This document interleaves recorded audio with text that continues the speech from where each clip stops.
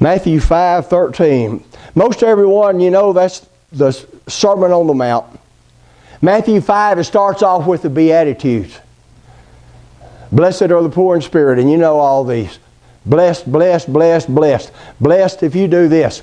And then in 13, it says this. It says you, and it's talking about Christians. It's talking about those that worship God.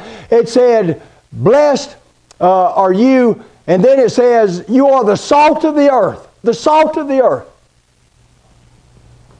But if the salt has lost its savor, it is good for nothing but to be cast out and trampled underfoot.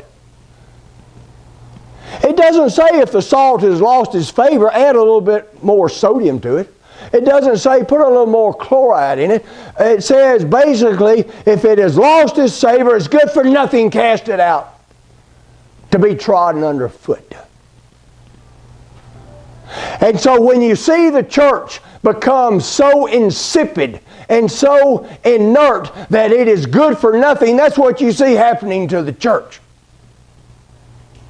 It gets destroyed. It gets cast out. It gets trodden underfoot. And I kind of want to ask you the question. The church in America, have we been the salt of this country? Have we been the salt of this community? Have we been the salt of this culture? I mean, look at what victories we have won in the past 70 years for Christianity. I mean, look at how everyone stood up in 1973 for Roe versus Wade, and how we would not put up with abortion being legalized in this country. You remember how the Christians stood up and stopped all that? Oh yeah, we did. And do you remember in the 70s, though, but do you remember when they said you cannot read the Bible in public schools, and how Christians by the millions pull their kids out of public schools and said, we will not send them back unless we put the Lord back in school? Do you remember how we stood up and won that victory? Oh yeah, we didn't do that either.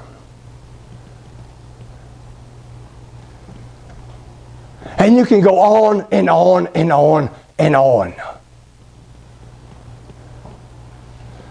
how the Christian community, the salt of this country, the salt of this culture, how many times we stood up and made a difference in the culture of this country? Oh yeah, we didn't.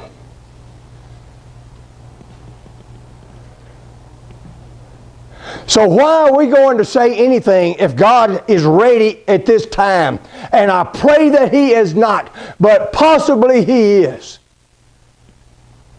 ready to just cast us out, to be trodden underfoot.